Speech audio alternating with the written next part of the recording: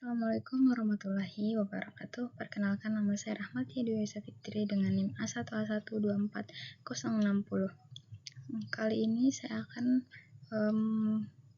memenuhi mata kuliah Ekonomi Mikro 1 dari dosen saya. Saya akan menjelaskan mengenai materi yang sebelumnya dikasih dari kelompok saya. Nah, yang pertama itu saya akan menjelaskan mengenai teori keseimbangan pasar. Nah, di sini penjelasan pertama itu interaksi antara konsumen, permintaan, dan produsen penawaran membentuk mekanisme pasar. Yang kedua juga di sini ada harga pasar muncul dari titik temu kekuatan permintaan dan penawaran. Nah, yang ketiga itu penting untuk memahami bagaimana serta dampak kebijakan pemerintah.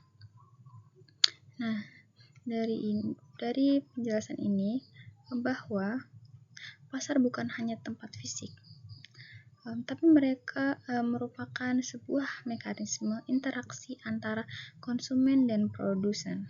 Nah, konsumen datang dalam kebutuhan dan daya beli, sementara produsen datang untuk menyediakan barang dan mencari keuntungan.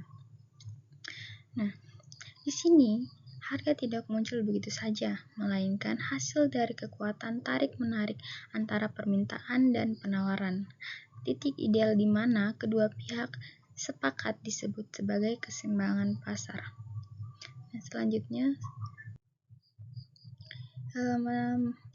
judul yang kedua itu mengenai hukum permintaan dan penawaran. Nah, di sini dibahas mengenai hukum permintaan, yaitu jika harga naik, jumlah barang yang diminta, P naik, Q turun, dan sebaliknya. Ceteris paribus. Nah, maksudnya ini sederhana, jika harga suatu barang naik, orang-orang akan cenderung mengurangi pembeliannya karena merasa mahal atau mencari alternatif lain.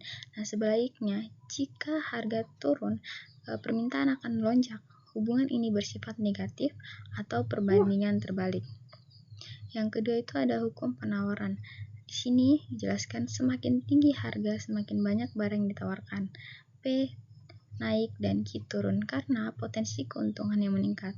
Nah, maksud dari ini yaitu dari sudut pandang penjual, aturannya terbalik. Nah, semakin tinggi harga di pasar, semakin semangat produsen menjual barang karena potensi untungnya lebih besar. Jadi, hubungan antara harga dan penawaran itu positif dan searah. Nah, di sini ada faktor non-harga. Yang pertama itu permintaan. Nah, permintaan ini pendapatan selera harga barang substitusi atau komplemen dan jumlah penduduk. Nah, yang kedua itu ada penawaran. Penawaran ini yaitu biaya produksi, teknologi, dan jumlah penjual. Ingat, kurva ini bisa bergeser bukan cuma karena harga. Misalnya, kalau gaji masyarakat naik, nah permintaan barang otomatis ikut naik meskipun harganya tetap.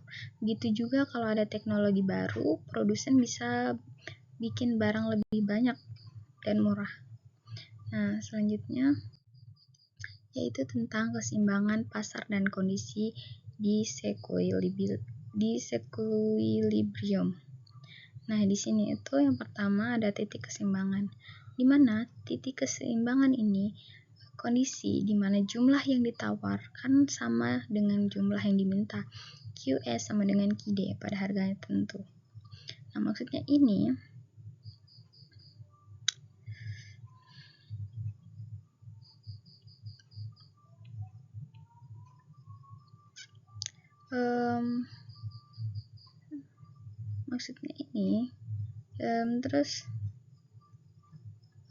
jadi apa yang terjadi jika pasar sedang tidak sehat atau tidak seimbang?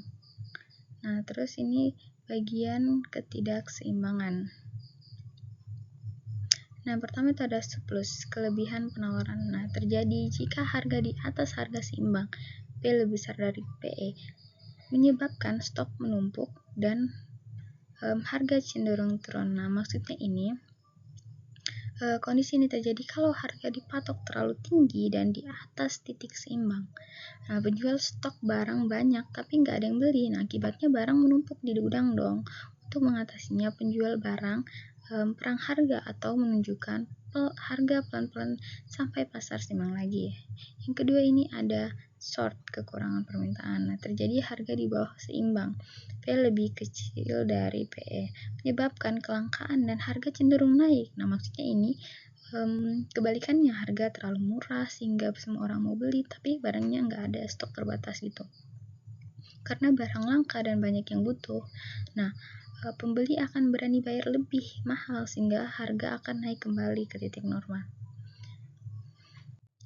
Oke, selanjutnya itu ada kebijakan pemerintah atau pajak subsidi.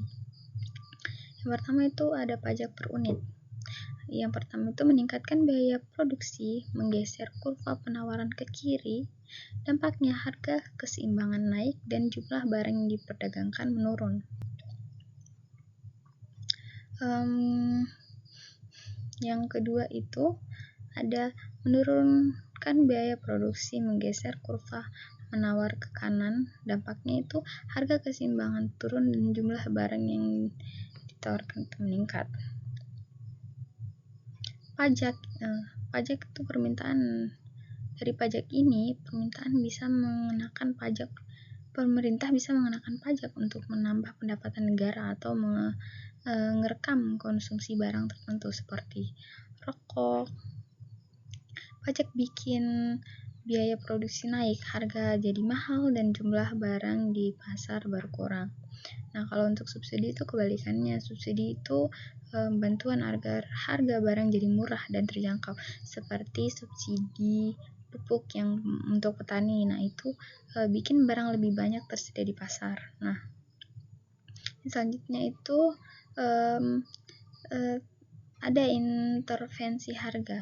Nah, ini dipakai untuk melindungi konsumen supaya harga kebutuhan pokok tidak selangit, sedangkan price floor dipakai untuk melindungi produsen, misalnya penetapan harga gabah supaya petani nggak rugi ya saat panen raya. Nah, itu dia. Yang terakhir, investasi lain, kebijakan harga maksimum, price clear dan melindungi konsumen, dan harga dasar untuk melindungi produsen. Nah, ini yang saya maksud tadi. Kalau price clear itu dipakai untuk melindungi konsumen supaya harga kebutuhan pokok itu nggak selangit. Nah, sedangkan price floor itu dipakai untuk melindungi untuk melindungi produsen. Misalnya penetapan harga gabah seperti yang saya jelaskan tadi supaya petani nggak rugi saat panen raya. Nah, itu dia paparan materi yang dapat saya jelaskan. Lebih kurangnya mohon dimaafkan. Wabillahi taufiq wal hidayah. Wassalamualaikum warahmatullahi wabarakatuh.